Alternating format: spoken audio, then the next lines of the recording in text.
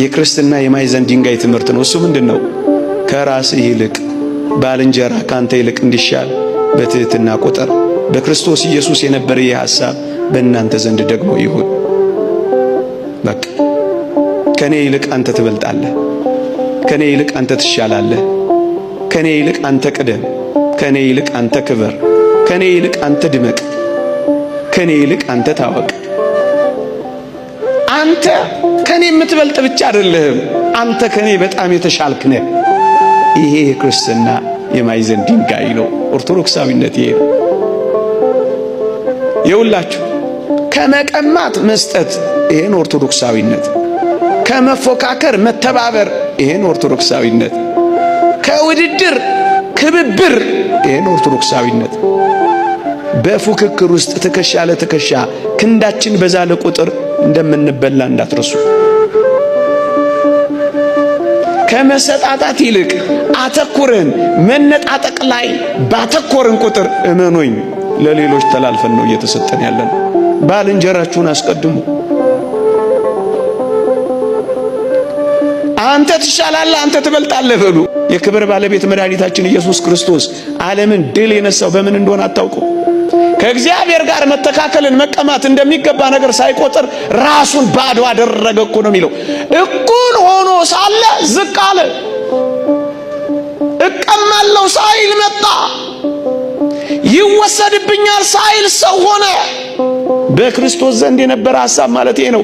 እኩል ሆነ ሳለ ዝቅ በል። አስቀድመው፣ አስበልጠው፣ የተሻለ አድርገው። አያምህም ያኔ። ዓለም ሰላም ለምን አልሆነችም ካላችሁኝ፣ ዋናው አጀንዳዋ እኔ በልጥ ፉክክር ውስጥ ስለገባች እኮ ነው። አንዱ ድሮን ሲፈጠር አንዱ ጸረ ድሮን እየፈጠረ መከራውን የሚበላው ለምን መሰላችሁ? እኔ በልጥ ስላለ ነው። ይሄን ዓለም የሚያንጫጫው ውድድርና ፉክክር እኮ ስለሆነ ነው። ያንዳንዶች ወሬ አትሰሙትም? በአንዳንዶች መቃብር ላይ የበላይነታችንን እናሳያለን ማለት ምን ማለት ነው? ፉክክርና ውድድር እኮ ነው የገደለ። መነጣጠቅ እኮ ነው እየቀበረን ያለው። አብሮ መጥገብ እየተቻለ አብሮ ወደ መራብ ሄድ ነው። አብሮ ያው መሆን እየተቻለ አብሮ መሞት የጀመርነው እኮ ለዚህ ነው። ኦርቶዶክሳዊነት ግን ባልንጀራውን ያስቀድማል። ይህ ኦርቶዶክሳዊነት ነው። ይህ ሰላም ነው ወገኖቼ። አንተን ካስቀደምኩኝ አንተ ስትከብር ባይ አይከፋኝም፣ ምክንያቱም ትበልጠኛለህ። አንተ ብትንቀኝ እንኳን ቅር አይለኝም። ሰላማዊ ኑሮ መኖር ከፈለጋችሁ ወጣቶች እንደዚህ ኑሩ። በጌታችን ዘንድ ያለው ይህ ሐሳብ በእናንተ ልብ ካለ ሰላም ነው የምትሆኑት። ቢያመናጭቃችሁ፣ ቢንቃችሁ፣ ቢያጥላላችሁ፣ ቢበልጣ አትጨነቁ። በጣም ነው ደስ የሚላችሁ። ልታከብሩት ነው ትከሻውን የምትሸከሙት። የጎደለውን ነው የምትሞሉለት፣ ሽንቁሩን አይደለም የምታሰፉለት።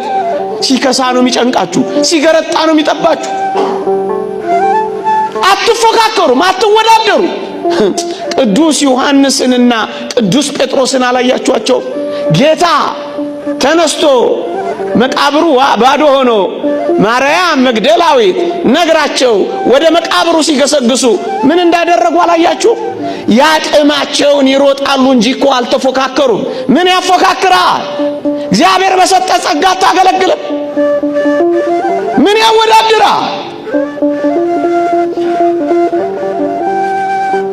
ቅዱስ ዮሐንስ ፈጥኖ በመሮጡ አረጋዊውን ጴጥሮስን አልናቀውም።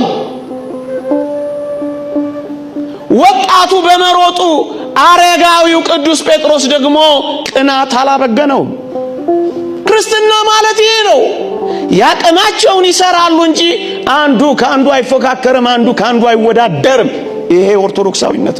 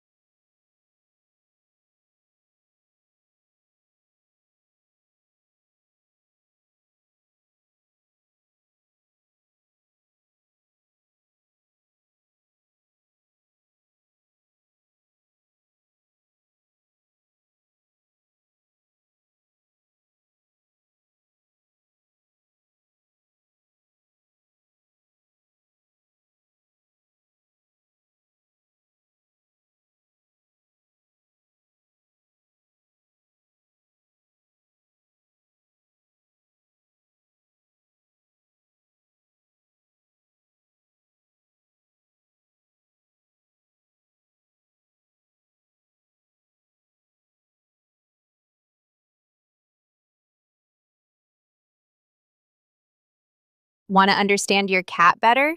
Subscribe for more videos on cat behavior and psychology.